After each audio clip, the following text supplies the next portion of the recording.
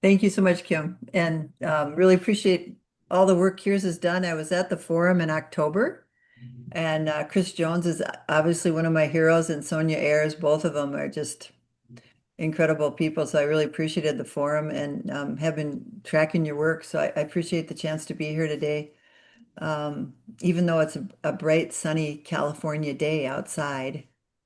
Um, so I think what I'll do is just start my PowerPoint. I have a pretty good PowerPoint with quite a few photos for folks and give people a feel for what's going on with the ordinance that we've now seen 10 towns pass. We passed our 10th town on last Monday, a week ago, in Gilman in Pierce County.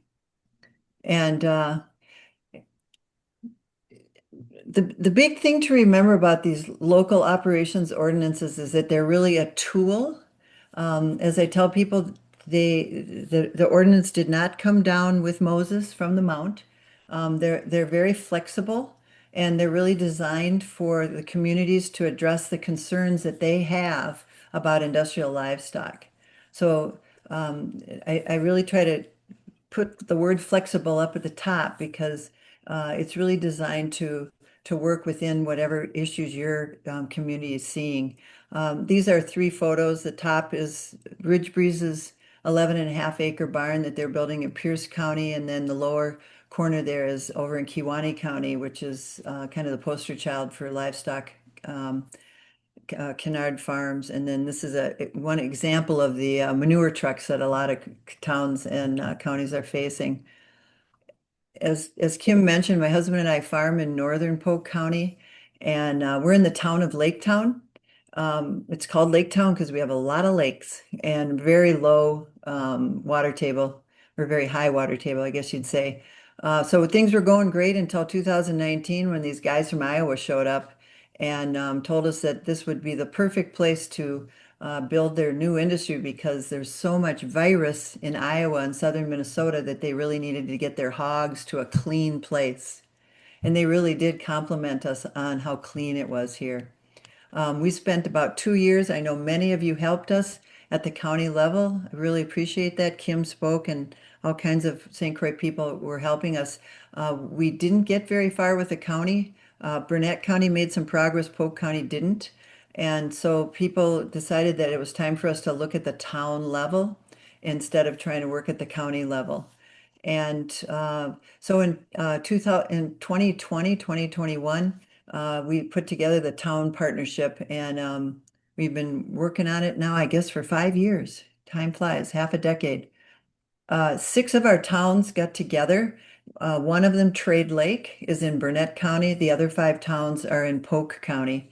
And we put together our resources to hire lawyers and environmental engineers. And we developed this ordinance over a period of took about a year and a half in order to really pass it and to develop it and get it passed.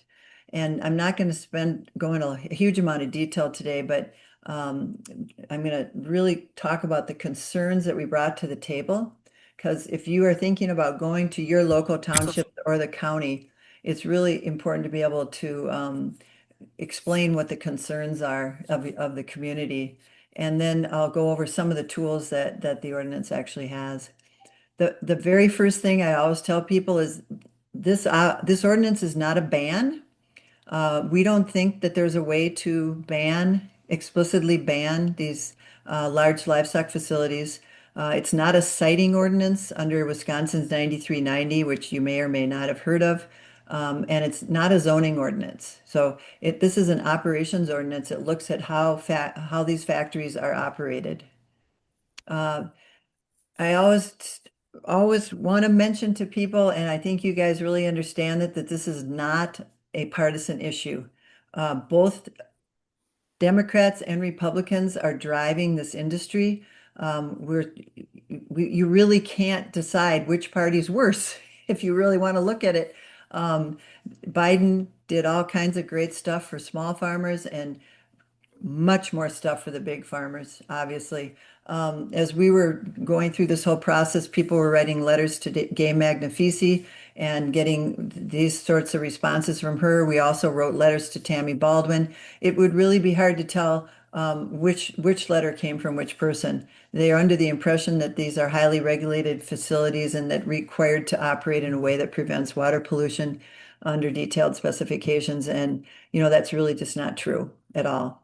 So we've spent the last year, and many of you have helped us with this, reaching out to legislators in both party, and we've really made some progress. But it's a big job. But the thing that's driving my work and keeping me going for 5 years now is that the resistance is really crossing the party lines too. The 6 towns that developed this ordinance are 68% Republican. The town that's being sued, the town of Eureka, is 71% Republican. So this is not a partisan issue. Really, these numbers reflect where our towns are at. I mean, we're basic tend to be 2/3 Republican in our towns and our counties. So we really have support across party lines, and I really encourage people to stay away from electoral party politics if you want to make progress on these types of issues. So I'll just go over some of the concerns that we brought to the table, and we really designed the ordinance to address these concerns. Obviously, I think a lot of you already know this, but guess what? The DNR state regulations do not address most of the concerns that we have. They obviously have a water quality protection program, which is severely underfunded. But all the other issues in air, pollution, odor, traffic, lighting, none of those issues are addressed by existing regulations. I'm going to focus on the ones that really seem to resonate with our local elected officials. No fire plans, huge, gigantic buildings bigger than an Amazon warehouse, no fire plans, no mortality plans. You can look at chicken factory that just had to euthanize 3 million chickens, no plan.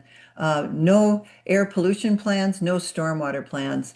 And if you're kind of focusing on water, we're getting some traction on that stormwater plan at the Pierce County level, particularly with a couple of the supervisors. So they are stunned to find out that these are considered farms and don't have to have stormwater plans. The first one I'll talk about is the no fire plans. I really encourage you to think about your fire department as one of the most socially dense institutions, strong individual contacts between people. People talk a lot. If you can get your fire department on board, you're more than half of the way there. And the fire departments are stunned to find out that these plants don't have to have any fire plans. In fact, there's a big debate. Do we put 100,000 gallons of water on this thing and watch it go into the Rush River or whatever river it's close to? Or do you just let it burn to the ground? Unfortunately, if you let it burn to the ground, you can see from these photos in Texas, that doesn't mean the animals are gone. They're still going to be in there and all the toxic materials. So this is really the poster child of a fire in Texas where 18,000 cows died. And then this lower photo is from Mondovi where 4,000 pigs died. And they're related because there's no inspections of these barns. There's no engineering plans. This Mondovi plant collapsed, the roof collapsed. And so if you talk to your fire guys, you can really make a lot of progress. Um, Fire obviously relates to mortality. The mortality plans, we thought we had a big win because we got the DNR to require a mortality plan from Ridge Breeze. They don't usually require mortality plans, and this data is from the EPA and USDA, but basically it's a huge water impact because the carcasses start leaching almost immediately. And the 3 million chickens that they euthanized over in Jefferson County early October, it took them 19 days to get them out of the barn. They're supposed to get out of the barn in 2 days, but it took them 19 days. So this is the kind of leachate that you see. And obviously, none of these guys have mortality plans. Where are you going to put the carcasses until you can actually get 6,800 cows out of a building? This is the kind of impact to water in particular. Uh, We're really seeing an impact of the avian flu right now. In fact, on Sunday, the Department of Ag announced that there is now a herd, a dairy herd in Dodge County. They won't tell us which one that has been infected with the avian flu. The avian flu has really hit hard in Jefferson County. The same facilities had to euthanize all of their poultry twice now. The other big one is the PRRS virus, which is the porcine reproductive and respiratory syndrome virus. And that's what's really driving the hog industry to try to get their sows out. Particularly, they've got all this genetics that they've spent years developing with their sows. And if you lose a whole barn full of sows, you're losing 10, 20 years worth of work. So that's what we saw coming out of Iowa. They're trying to move their sows out, and the universities are really encouraging them to do that. This is some photos from Jefferson County. I hope you can read them. They're a little hard to read. One of the TV stations flew a helicopter over it. This was in 1920, I'm 19, 2022. So they seal the building up and then they euthanize all the poultry. And then they have to take them out. If you can see this center photo, wheelbarrow by wheelbarrow. So they have as far as we've been told by the locals, it's immigrant labor that they send in there with these hazmat suits on, and they bring 3 million chickens out one wheelbarrow at a time. That's their mortality plan. Then they take them over to a compost facility. The neighbors where they set up this compost facility had no idea that it was going to become a compost facility. It's next door to a farmer at the end of a driveway of some like 5-acre hobby farms. So they've got the trucks dumping out the chickens, and then they have these laborers raking them neatly into rows in their hazmat suit. So this is the mortality plan. There was no mortality plan. This is what they did after they euthanized them.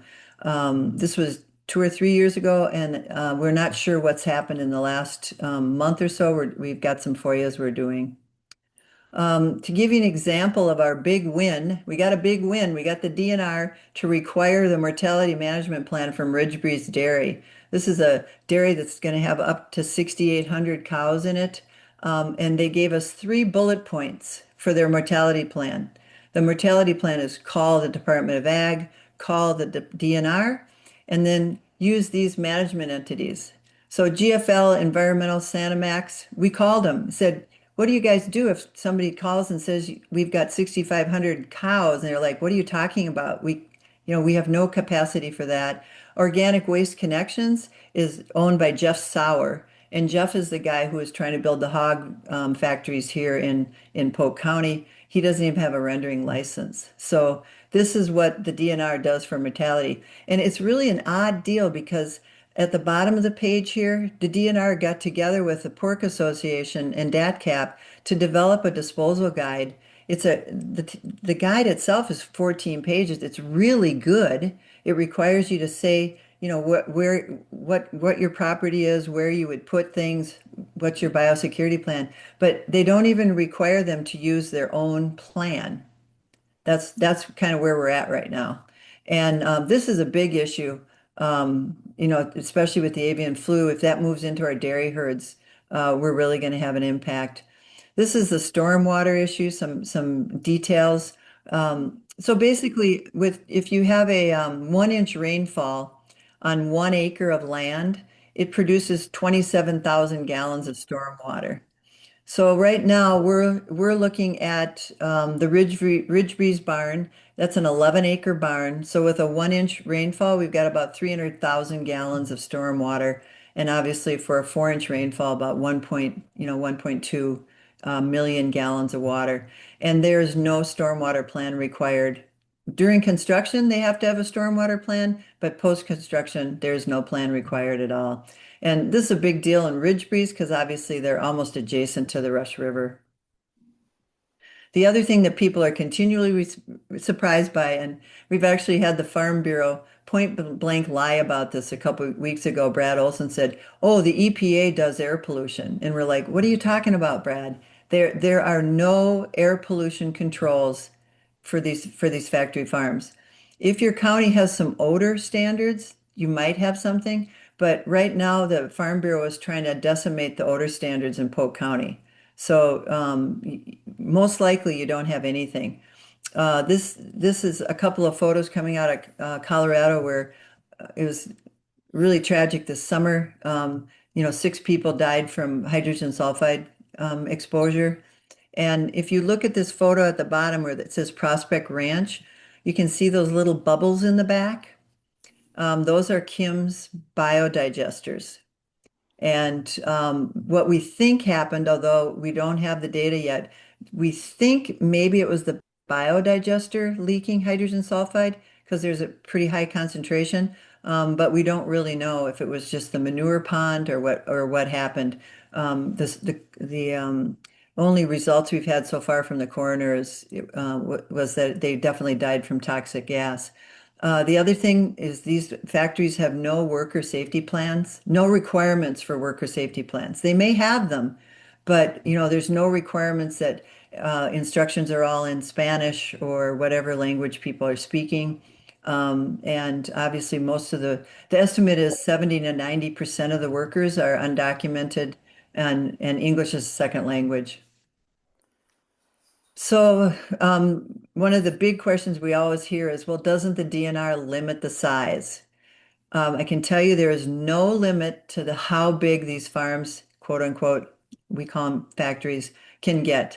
And we always chuckle because this is a flyer that the Dairy Business Association sent out to Pierce County. Some of you folks may have gotten it. They sent this out maybe a month ago. They always use a picture of a little barn. It's usually red, but this one's white.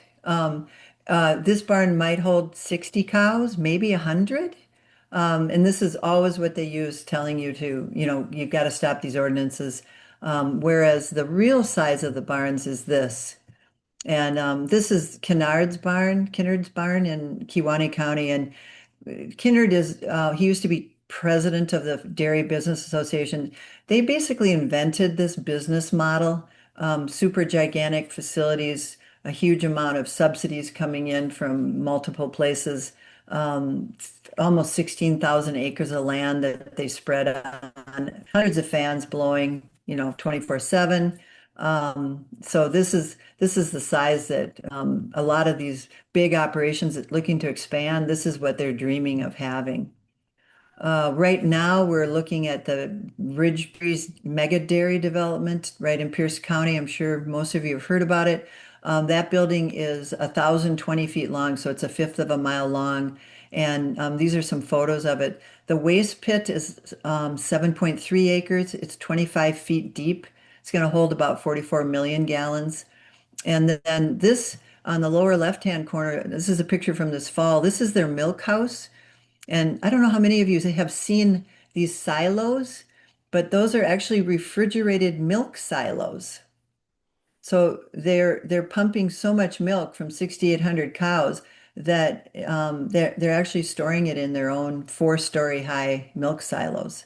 And that way they can control the market, especially if these guys have bought half of the local creamery. So if they're having to figure out how fast to feed to their creamery.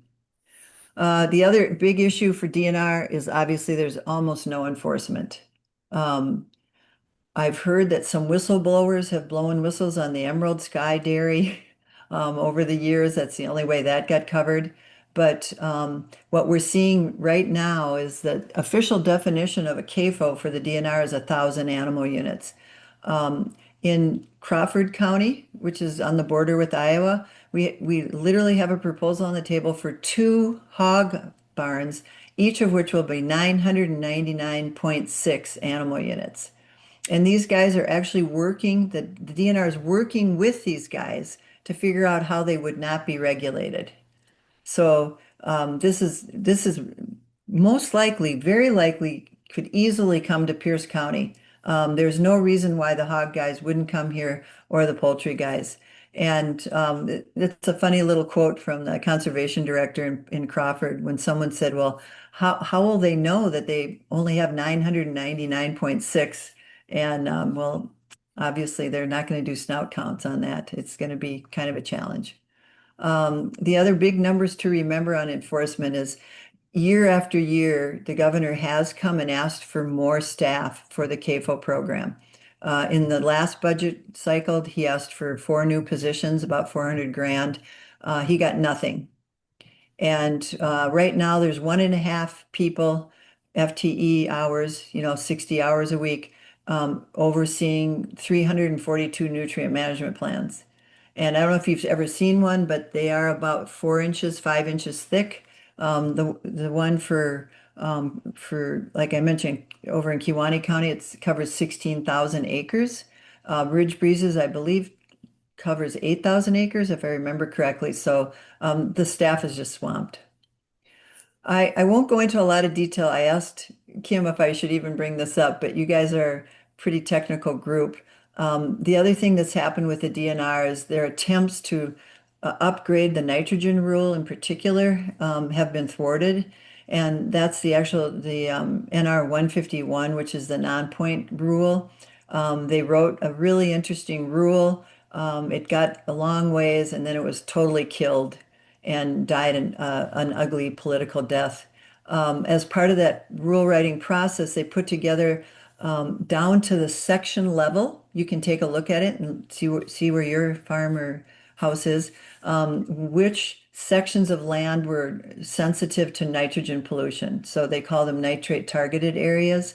And these right down to the section level tells you where the areas are that they're concerned about, particularly for winter spreading and some other kind of standards that they would use for a nitrogen rule. Um, the other rule writing process is there's a law in Wisconsin called the Livestock Siting Law, which is 9390, and that rule has not been updated for 20 years. The law itself was written by industry for industry, and they brag about it. And they did convene a technical expert committee when Governor Evers got in there, who made a bunch of proposals, and again, that was stomped out by industry. So, and that was an interesting process. I think Kim was part of that. Maybe some of you were too. But the Towns Association was actually on board with that, particularly on the roads issue, because these big factories have a huge impact on roads.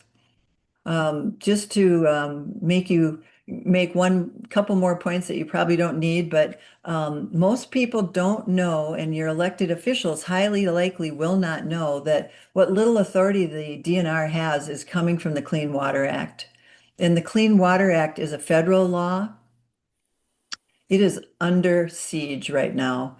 The president came out with his budget to cut it by 55%, almost $5 billion. The Senate, which is supposedly the liberal bastion, they want to take out 400 million, and then the U.S. House has got a proposal on the table to take out 2 billion. And what happens is a lot of the EPA money goes as grants to the states. So the state is given delegated authority from US EPA to implement the Clean Water Act. They have decimated Region 5, which is the region that we're in for the EPA. I mean, literally, no one answers the phone when you call. So the feds don't count on the feds. This is something, so I'm sure maybe some of you already know about the Permit Act, which is the House file that's making the rounds in Congress, endorsed by the Farm Bureau and all the other big livestock guys to really put more pressure on that Clean Water Act. The state regulations that we have are continually under fire. Venture Dairy and the Wisconsin Manufacturers and Commerce have had a lawsuit for the last 2 years challenging the DNR's authority. It's been thrown out twice. In fact, it got thrown out from the bench in Calumet County. I mean, the judge just like shook his head and said, "Get out of here, guys." He didn't even like write an opinion. And then they appealed it, and it got thrown out by the appeals court in September. So one thing I point out with this is that the Farmers Union joined with us to intervene on this. So the Farmers Union, it was really great to have them on board. MEA and several other environmental lawyers worked on this. Then, of course, the other big threat that we're seeing is to local control. And we now have had 10 towns pass this ordinance. 3 counties have passed it. Portage County is looking at it right now. And last in 2024, they were able to sneak this bill through the House and the Senate, and we had to ask the governor to veto it. We got over 800 people to ask him. He was thrilled to veto it. But last year, before the election, the Dairy Business Association was actually asking legislators what they thought. And then in April of this year, the Farm Bureau called for a ban on these ordinances. And then the latest that we've got is just last month, the Venture Dairy said in public at the Pierce County Groundwater Committee meeting, well, there's no bill right now. That was her quote. So we have, or many of you have contributed to this, and I really appreciate it. The Sustain Rural Wisconsin Network, we've actually hired a lobbyist because there's never been a lobbyist in Madison tracking these issues for us. And as far as we know, we have survived 25. There was no bill put up in 25, and we will be tracking it some more. Um, One thing you'll often hear is this ordinance legal? We think it is legal. We have authority, especially for towns, from the statutory authority and constitutional authority. And the big reason we think it's legal too is because they keep trying to ban it. So why would they try to ban something that's already illegal? That wouldn't make any sense. Just going to take a quick look at what is driving this expansion. It's really about money. It's really about investment potential. There's a lot of money to be made with these facilities. We figure Ridge Breeze is at least, 30, 40, maybe $50 million. We're regularly seeing tens of millions of dollars that are put in. There's a lot of money to be made. But this is particularly interesting, relates to Kim's work on biogas. A lot of these dairies are getting really big so that they can cash in on California and federal subsidies for producing biogas. And this is a slide deck we found from the Pagel family, which are huge, giant farms.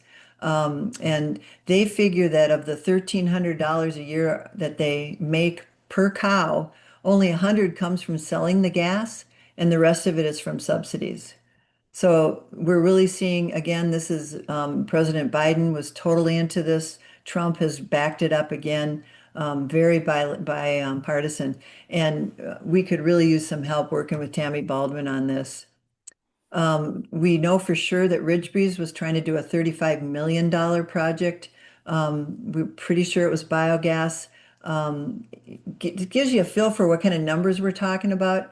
$18 million construction contracts, 14 million for the equipment, 2 million just for the groundwork. And then what we're really seeing drive this is there's 2% of the total goes to the lawyer and the bankers. So what we're seeing is these lawyers and developers going around and convincing these guys if they expand, then they can get this cash flow from the biogas subsidies. And we actually were able to intervene. Well, actually, it wasn't us. It was the town of Salem chair refused to sign off on this deal. And then we've done a lot of work with the Public Finance Authority, and they say they're not going to do this bond deal. However, over by Green Bay, up in Oconto County, they did do a $42 million bond through the state's Economic Development Corp. And that bond has now gone into default. So on June 1st, they defaulted on a payment and they just defaulted again on December 2nd. And this is interesting. I put Venture Dairy up there. I don't know if you guys have had a chance to meet Kim Bremer from Venture Dairy yet, but Robert Zahn, who is behind this whole $42 million bond, he's one of the founding members of Venture Dairy. So this is the big, it used to be 2,000 cows was big. Now we're looking regularly at 8 to 10. I'm not going to go over this. I just put this up for people to see. This finance part is really global. And we're going to be publishing a report on January 27th, where we've looked at thousands of documents to try to figure out where this money is going and coming from. But the $42 million bond was actually started by an Australian investment bank. And this is a flow to give you an idea of how many investors and how many folks are involved in spending that money. So why are people so worried about this operations ordinance? Let me tell you what's in the ordinance and you can get a feel for it. Again, it's not a ban, it's not a citing ordinance. It's based on a lot of research. At this point, we have over 300 citations. Gilman just added like 50 of them. From that research, we take and make a series of findings of facts to basically argue why we need an ordinance, and then design an application system, a fee system, and a set of plans that are the heart and soul of this ordinance. Some of the towns have added conditions, and I know Sue, you wanted to know what were the differences between the different towns. I'll talk about that because the town of Trade Lake added conditions, and then the permit comes from that. There's really been an evolution of this ordinance. It started back in 2016 with Bayfield County, right on the shores of the Lake Superior, when they had a hog operation try to come in there. And, again, it was designed to address those concerns that were not already being addressed, particularly require financial assurance. So if these things go belly up, there's some money to clean them. But the original Bayfield ordinance had no findings of facts to document. So in version number two, which is usually called the Lake Town ordinance, that's when the town partnership people got together. We added a lot of findings of facts and really tried to get specific conditions only on waste and fire. Um, Trade Lakes ordinances, which is the one you're most likely to hear about from the Farm Bureau, they were looking at a hog operation coming in, and they put a wide range of conditions on that ordinance. One of them is no manure spreading after 5 o'clock or on weekends. So what you'll hear the Farm Bureau say is no one can farm after 5 o'clock or on weekends, right? That's what you'll often hear. But of the 10 towns that have passed this, 9 of them have done the Lake Town version of it, and only Trade Lake has done the Trade Lake version. So, but this is how it's evolved over the years. Um, so we really build this on research. And when you take a look at the ordinance, it's at protectyourtown.org if you want to look at it. We have copies of real live ordinances there. They start out with 18, 19, maybe 20 findings about the town, and then at least 100 findings. Where Gilman really went to town. I believe there are over 250, maybe 300 citations that they have. Then there's the 18 sections of the ordinance that lay out the authority, what kind of definitions, what the fees are, and then a couple of appendices where we actually document our research. Here's an example of a local finding. What we've been doing is using maps instead of words and graphs. This is a local finding from the town of Isabel, which is on the Mississippi River. And this is a map that shows how susceptible the groundwater is. The deep red is extremely susceptible, and it gives you a feel for how this town is very susceptible to groundwater pollution. This is another map. This is from the town of Bone Lake. Gives you a feel for the depth to groundwater.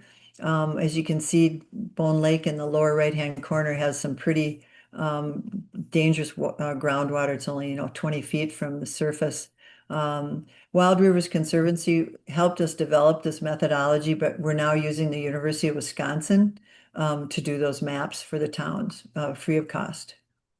This is another map that we do, which is to show the property value. We drop random pins down. Say a CAFO decided to drop down and land on your town. This gives you a feel for what the property values are within half a mile or a mile. We do both of them.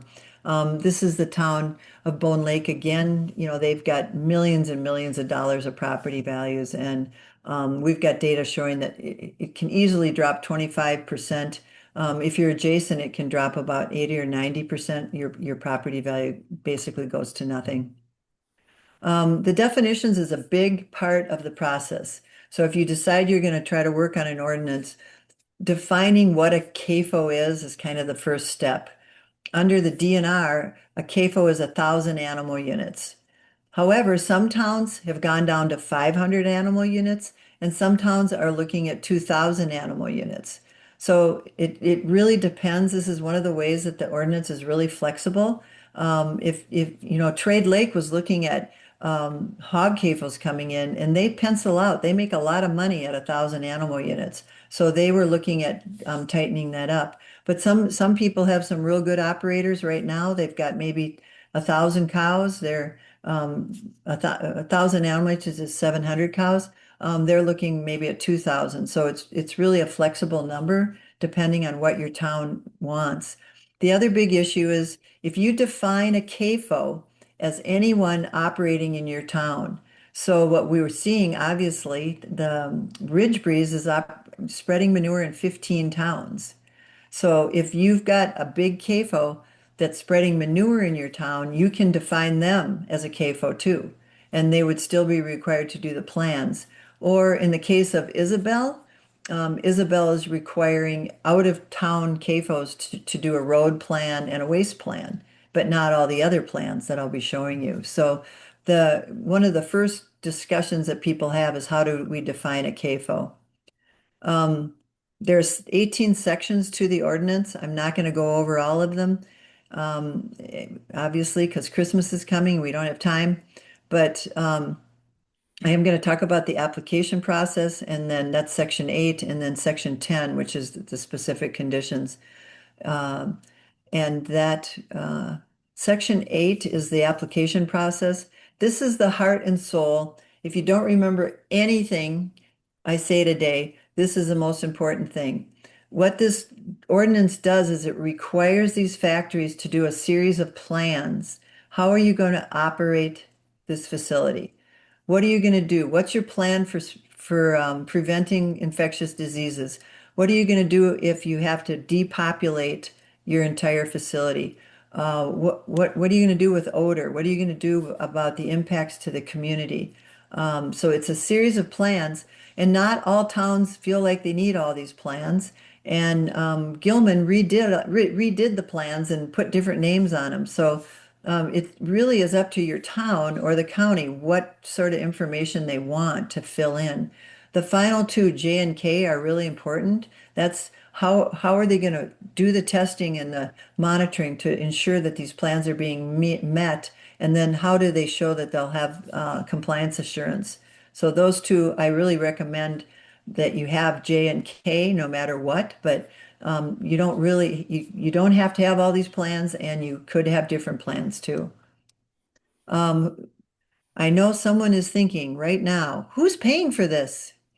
And you'll hear them say, "Oh, this is going to cost the town $250,000. Our towns can't afford this." Well, this is written so that the applicant for the permit has to compensate the town for all the legal costs. So basically, they write the plans, they submit them to your town, and then you, as a town, hire a third party of legal or expert services to review those and approve the plans. And then you hire a third party to enforce them and make sure they're being enforced. And those costs are paid for by the applicant. And that's a really important part, and it's also legal. There's other examples under other statutes. So the cost is not to the town. With the application, they have to submit usually $5,000 or $6,000. Then you use that money to hire a third party, and the third party does the enforcement for you. Because we know that our towns and counties don't have the staff to do this. Um, Once you have the plans, then you can look at putting on specific conditions. You might want to say, oh, you can't operate, you can't spread manure after 5 o'clock. But we really recommend that you add conditions about fire, that you really require these facilities to do a fire plan. And there's some real specific standards that can be used. They're all pretty much ready to go. That's one of the things that we really recommend. Again, this ordinance is legal. I think I already put that up. Sorry about that. And then this is a chart that lays out what the existing laws are and what the operations ordinance does that the current laws don't. Obviously, the taxpayers don't pay for this ordinance. Right now, we're all paying for the DNR to enforce laws or not enforce them. And under this plan, it's really paid for by the facility. So that's my quick and dirty. This is the website Protect Your Town if you're interested. We have examples from the real live examples of the ordinances that have been passed. Thank you. Yep.